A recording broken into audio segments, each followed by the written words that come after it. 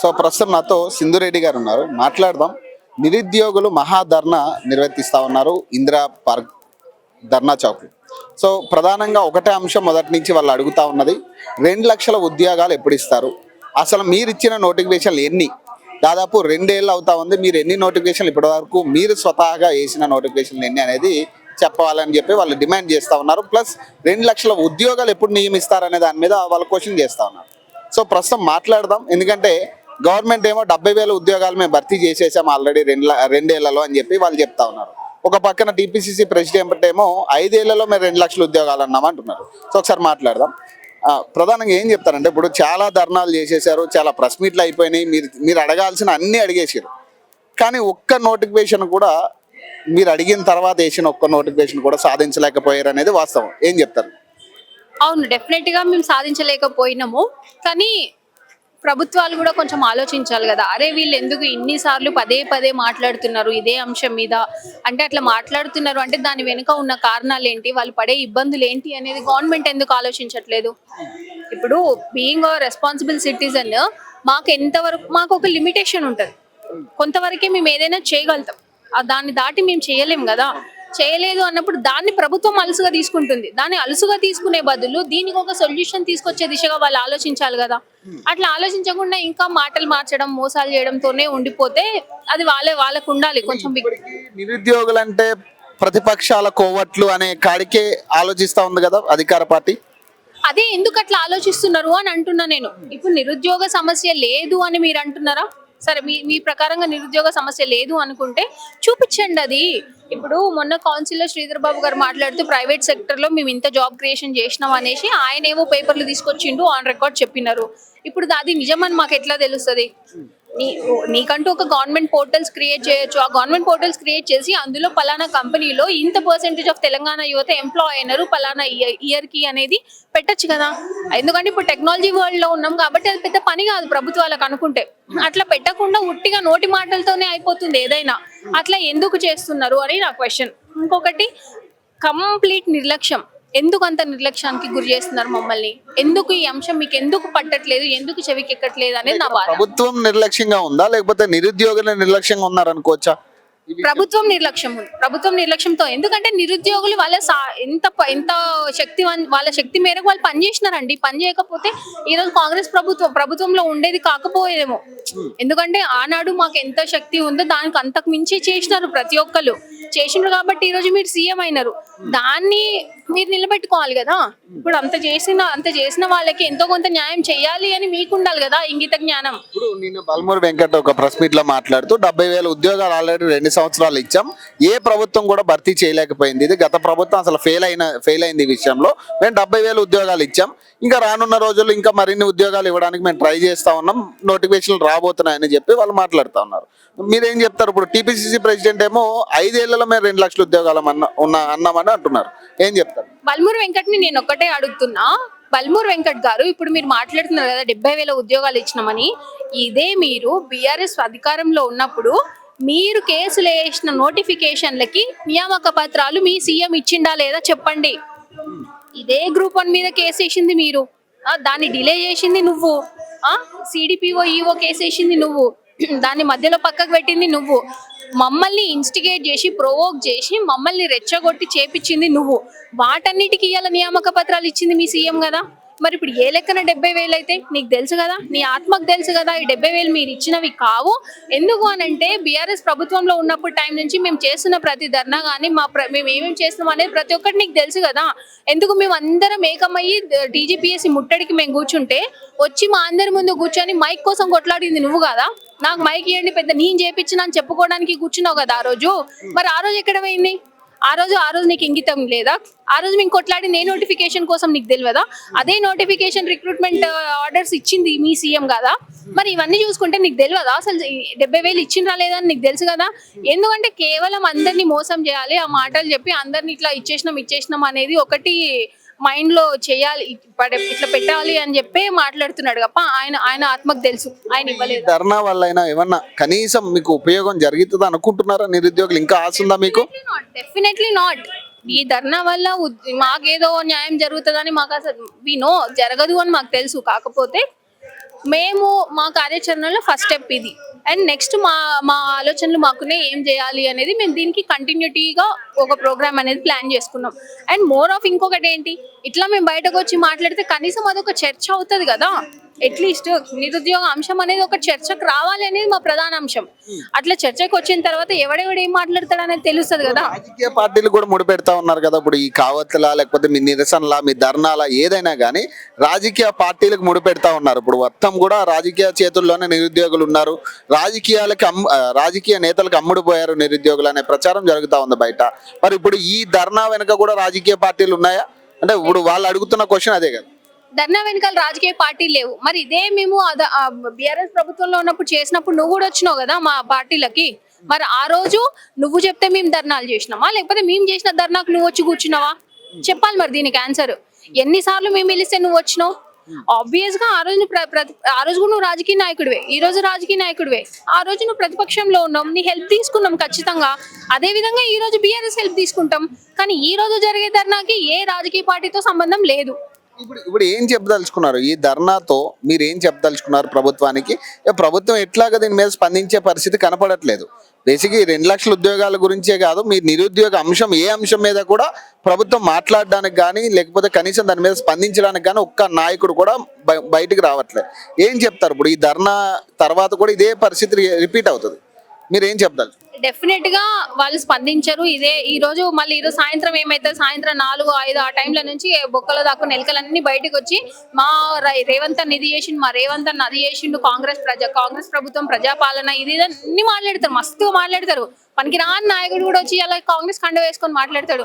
వాళ్ళందరికీ నేను చెప్పేది ఒకటే, నీకు ఏదైనా మొత్తం పిన్ టు పిన్ తెలిస్తే మాట్లాడలేదంటే మూసుకొని కూర్చో. ఇంకొకటి ఆబ్వియస్ గా స్పందించదు కాబట్టి ఈ రోజుతోనే మా ఇది ప్రయత్నం ఆగదు. ఎందుకనంటే మాకున్న లిమిటేషన్స్ ప్రకారం మేము చేసేటివి మేము చేస్తాం. అయినా వినలేదు అని అంటే దాని కాన్సిక్వెన్సెస్ చాలా దారుణంగానే ఉంటాయి. అది ఆల్రెడీ ప్రీవియస్ ఎలక్షన్స్ లో కాంగ్రెస్ ప్రభుత్వం దగ్గరుండి చూసిండ్రు, కాంగ్రెస్ పెద్దలు దగ్గరుండి చూసినారు కదా. సో అది మీకే రివర్స్ అవుతుంది. మా ఏజ్ పోతుందేమో, మాలో ఉన్న కోపం అయితే పోదు కదా. సో బెటర్ బిఫోర్ మీరు నోటిఫికేషన్స్ ఇస్తే మీరు సేఫ్ సైడ్ ఉంటారు. లేదు అని అంటే ఇదే మీ రేవంత్ రెడ్డి ఏం చెప్తున్నాడు, నేను 10 సంవత్సరాలు ఇదే కుర్చీలో కూర్చుంటా అంటున్నాడు కదా. 5వ సంవత్సరం దాటిన తర్వాత రేవంత్ రెడ్డి ఆ కుర్చీలో ఉండడు అనేది మా సవాల్. ఇప్పుడు నిరుద్యోగుల్లో కూడా నిరాశ అసహనం కనపడతా ఉందా? ఎందుకంటే ఇప్పుడున్న ధర్నాలో కూడా చూసాం, పెద్దగా లక్షల్లో నిరుద్యోగులు అయితే రాలేదు, వేలల్లో కూడా లేని పరిస్థితి కనపడతా ఉంది. అంటే ఎందుకంటే ఈ నిరాశేనా దీనికి ప్రధాన కారణం అనుకుంటా? ఫస్ట్ కారణం వచ్చేసి నిరాశ. ఇంకొకటి వచ్చి ఇప్పుడు నోటిఫికేషన్స్ లేవు, ఫినాన్షియల్ ఇబ్బందులు ఉంటాయి. అందరికి ఫినాన్షియల్ కంఫర్ట్ ఉండదు కాబట్టి ఎవరికి వాళ్ళ ఊర్లలోకి వెళ్ళి వాళ్ళ తల్లిదండ్రులకు సహాయం చేయడమా లేకపోతే ఇంకో చిన్న చిన్న జాబులు చేసుకోవడం చేస్తున్నారు. ఎందుకనంటే మరి వాళ్ళు డే టు డే ఎట్లా గడపాలి, వాళ్ళ సర్వైవల్ ఇంపార్టెంట్ కదా. నువ్వు నోటిఫికేషన్స్ ఎట్లాగో ఇచ్చి సస్తలేవు కదా. అందుకోసమే అందరూ ఎవరి ఇళ్ళకు వాళ్ళు వెళ్ళిపోయినారు. దానంత మాత్రాన నెక్స్ట్ మేము చేసే ప్రోగ్రామ్స్ కి ఎవరు రాడేమో అని భ్రమలో మీరు ఉండొచ్చు. అది కాదు, ఖచ్చితంగా జిల్లాల నుంచి రప్పించగలిగే శక్తి మాకుంటదని రేవంత్ రెడ్డికి తెలుసు. అది జరుగుతుంది. ఈ కాన్సిక్వెన్సెస్ ఫేస్ చేయడానికి బల్మూరి వెంకట్, రేవంత్ రెడ్డి, కోదండరామ్ రెడ్డి మీరు అందరు రెడీగా ఉండండి. అందరి ఇల్లు చుట్టుముడతాం, మేము ఖచ్చితంగా చుట్టుముడతాము. చెప్పకుండా చేస్తాం. ఏదైనా నేను ఇందాక మాట్లాడినట్టుగా మీరు మొదటి నుంచి కూడా 2 లక్షల ఉద్యోగాల గురించి కొట్లాడుతున్నారు, ఉద్యోగాలు కావాలని అడుగుతున్నారు. కానీ ఇప్పటికీ కూడా నిరుద్యోగులు ఈ ధర్నాల వల్ల సాధించింది ఏంటంటే కనీసం ఒక్క నోటిఫికేషన్ కూడా లేదు. అందులో ఏం చెప్తారు? లేదు, వాస్తవమే. ప్రభుత్వం ఇవ్వద్దని ఫిక్స్ అయింది. వాళ్ళకి అసలు నోటిఫికేషన్ల మీద అవగాహన లేదు. ఆ రోజు ఏదో వచ్చి శ్రీధర్బాబు వచ్చి చెప్పిండు, శ్రీధర్బాబుని పక్కన పడేసారు. నువ్వు ఐటీలో వచ్చే కమిషన్ చూసుకో అన్నారు. ఎక్కువ మాట్లాడితే ఇప్పుడు ఏమి ఉండదు అంటారు. అసలు నీ ఓట్లు నేను కులపోలు ఎంతమంది, నీకు ఒకటి టికెట్ ఇచ్చడం మా ఎక్కువ అని చెప్తున్నారు. అది కాంగ్రెస్లో నడుస్తుందంట తెలుసా. రేపు మేము ఎక్కువ మాట్లాడితే నేను 50 మందిని తీసుకొని 30 మందిని తీసుకొని పోతా, నీ అమ్మటి ఒక 2 మందిని తీసుకొని పో. నువ్వు ఎక్కువ అయితే నేను ఆడ నుంచి మళ్ళీ పుట్టమోత నెగేస్తా, బీసీ వాదంతో పుట్టమోత గెలుస్తాడని చెప్పిండంట. మూసుకొని కూర్చున్నారు, అంతే. ఏం లేదు. మాకేమంటారు, ఒక 4-5 నెగేసిండు.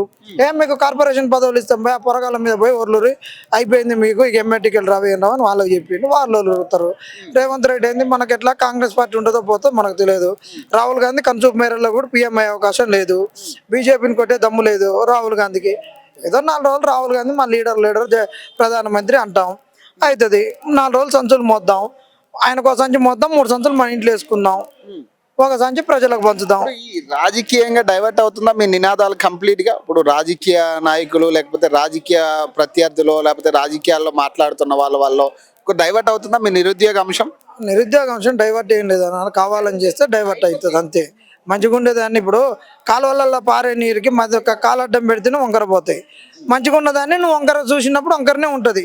పచ్చ కామర్లు అయినా లోకం అంతా పచ్చైనా కనిపిస్తుంది అంతే తప్పితే ఇక్కడ సమస్య మేము ఏమో తప్పు పోనీయట్లేము. వాళ్ళు దాన్ని అట్లా వక్రీకరించుకొని ఇప్పుడు సమాజం నుంచి వాళ్ళు ఏదో మీన్ చేయలేదు, రాజకీయ నాయకులు ఎగేస్తున్నారు అది ఇదని ఏదో చేయడానికి అట్లా ప్రభుత్వం ఇంకొక సంవత్సరం పాటు నడవడానికి నిరుద్యోగుల నుంచి వ్యతిరేకత లేదని చెప్పుకోవడానికి చేస్తున్న ఆటలు కానీ అవన్నీ ఏం సాగవు. నిరుద్యోగులు ఉన్న అసహనం వల్ల లేకపోతే నిరుద్యోగులుగా ఆశలు కోల్పోయారా? ఎందుకు నిరుద్యోగులు చాలా తక్కువ మంది కూడా కనపడతా ఉన్నట్టున్నారు కదా ఈరోజు? ఏడున్నారనే జనాలే లేరు. అశోక్ నగర్లో ఏడున్నారు. ఇప్పుడు ఈ మనకు ఇంతకుముందు జొన్న చేలు, సజ్జ చేలు, ఆంధ్ర చేలు అవన్నీ ఉన్నప్పుడు ఏంటంటే పత్తి కూడా ఉన్నప్పుడు ఏరుకున్నాక పరిగేరుకోవడం అంటారు. లూటిపోయింది అశోక్ నగర్ జూన్లోనే లూటిపోయింది. ఆ లూటిపోయేటప్పుడు జరగచ్చారు. ఇప్పుడు పరిగా అంతే, ఆడొకడు ఈడొకడు ఉన్నాడు. మన ఓట్లు మెదలు కడితే ఆడొక్కర్ర వదిలిపెడితే మెద ఏరుకుంటాం చూడు పరిగా అట్లా ఉన్నారు పోరగాలు. అసలు ఫస్ట్ ప్రభుత్వం మీద నమ్మకం. ఇప్పుడు బల్మూరు వెంకట్ నిన్న కూడా 2 సంవత్సరాల్లో 70,000 ఉద్యోగాలు అంటుండే ఆయన. ఇప్పుడు ఏ ప్రభుత్వం చేయలేదు, మేము చేసినాం, ఇక రానున్న రోజుల్లో కూడా కొత్త నోటిఫికేషన్లు వేస్తామంటుండే. బల్మూరికి పదవి వచ్చింది అయిపోయింది, ఆయనకి అవసరం కూడా లేదు. వాస్తవానికి కూడా ఆయనకి ఇప్పుడు అవసరం లేదు. ఆయన కూడా కాంగ్రెస్లో దేకట్లేరు, ఈ వేరే అని చూసుకుంటారు. ఆయనను కూడా తిట్టే లాభం. అసలు అంతా రేవంత్ రెడ్డి పాపం వాళ్ళని తిడితే ఏమొస్తుంది? రేవంత్ రెడ్డి కదా విద్యాశాఖ నాకానే ఉండాలని అసలు అందరు దద్దమ్మలు అని చెప్పి అంటే విద్యాశాఖ నడిపినా అంటే నువ్వే మేధావి కదా. శ్రీధర్ బాబునే తీసి పక్కన వేసిండు, ఆయన అంటే ఏమొస్తుంది? అందుకే రేవంత్ రెడ్డిని మనం అటాక్ చేయాలి. ఇక్కడ కాకుండా సీఎం రాహుల్ గాంధీ కాడికి పోవాలి. వాళ్ళని ఇలా నడితే ఏమొస్తుంది? ఇప్పుడు కూడా మీరు పెట్టే ప్రెస్ మీట్ కూడా ఏదో ఒక పార్టీని లింక్ చేసావు, మొదటి నుంచి జరుగుతున్నది అదే. ఇప్పుడు ఇంకొంచెం ఎక్కువ అవుతా ఉంది. కోవట్ల కింద మారిరు, బీఆర్ఎస్ కోవట్ల లేకపోతే బీజేపీ కోవట్లను, లేదా కొంతమంది రాజకీయ నాయకులు వెనకేసుకుని తిరుగుతా ఉన్నారు, వీటి నిరుద్యోగులు కాదు అనే కాడికి ఇక ప్రచారం జరుగుతూ ఉంది. ఇది కూడా చాలా వరకు మైనస్ అవుతుంది కదా మీ నిరుద్యోగుల అంశం మీద.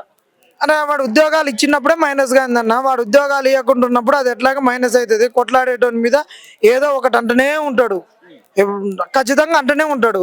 అది ముదురుతున్న కొద్దీ దీన్ని ఎట్లాగా డైల్యూట్ చేయాలి, ఏదో ఒక నిందలు అంటించాలని చూస్తూనే ఉంటారు. వీడైతే ఇప్పుడు అయితే ఇయ్యాడన్న, ఖచ్చితంగా ఇయ్యాడు. పోరగాళ్ళు కూడా తెలుసుకోరు. ఓటీఆర్ గీటీఆర్ ఏదో చేసిందంటే ఏదో అవుతుంది అనుకుంటుండ్రు. అదేం లేదు, టెక్నికల్గా ఎస్సీ వర్గీకరణ అయిపోయింది. ఏదన్నా నోటిఫికేషన్ వచ్చినప్పుడు అలా డేటా ఉండాలి కాబట్టి పెట్టిండు. దానికి వాళ్ళు ఒక మాయగాళ్ళు కాబట్టి కాంగ్రెస్ వాళ్ళు ఏంటంటే దాన్ని ఆడబెట్టేసి ఏంటంటే ఓటీఆర్ అవుతున్నాయి మార్చిలో నోటిఫికేషన్లు ఏడొస్తాయి లొటపీస్ కింద. నువ్వు ఆడ ఎన్ని వేకెన్సీస్ ఉన్నాయి చెప్పరాదు, నువ్వెన్ని ఇచ్చిన వెయిట్ పేపర్ ఇక రాదు. ఊరికే వస్తాయి అనుకుంటే ఆడ నుంచి వస్తాయి, నమ్మకం లేదు. ఇది ఏంటంటే ఇక దీన్ని సజీవంగా ఉంచాలి. డాక్టర్ అంటాడు అటు సస్తారు అంటే ఇప్పుడు తీసుకుపోయినావు అనుకో, అన్నయ్యకు డబ్బులు పెట్టలేక ఈయన వేసి చంపిర్రు అని కొడుకులు అంటారు అన్నట్టు.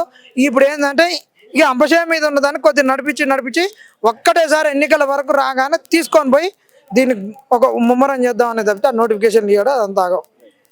సో ఇది జనార్దన్ చెప్తున్నమాట. సో ఏదైనా కానీ నిరుద్యోగులు అడిగేది ఒకటే డిమాండ్, 2 లక్షల ఉద్యోగాలకు సంబంధించి ప్రధాన డిమాండ్. వాళ్ళు మొదటి నుంచి ప్రశ్నిస్తుంది ఇదే. సో దీని మీద ప్రభుత్వం కూడా రకరకాల స్పందనలు, మినిస్టర్లు కొంతమంది 70,000 అంటాడు, ఒకడు 50,000 అంటాడు, ఒక లక్ష ఉద్యోగాలు ఇచ్చామనే కాడికి మాట్లాడుతూ ఉన్నారు. సో ఎక్కడ కూడా సఖ్యత కనపడట్లే. కనీసం దీని తర్వాత ఏమైనా మారుతుందంటే సిచ్యువేషన్స్ మారే పరిస్థితి అయితే ప్రభుత్వం దిగొచ్చి వీళ్ళకి కొత్తగా నోటిఫికేషన్ ఇచ్చే పరిస్థితి కూడా కనపడట్లేదు. సో ఏదైనా నిరుద్యోగుల అంశం ఇక దాదాపు ఈ 3 ఏళ్ళ కూడా రగిలే పరిస్థితే కనపడుతుంది తప్పితే దీన్ని చల్లార్చే నాయకుడు ఒక్కళ్ళు లేడనేది వాస్తవంగా కనపడుతున్నమాట. సో మరిన్ని అప్డేట్స్ కోసం చూస్తూనే ఉండండి ఓకే టీవీ.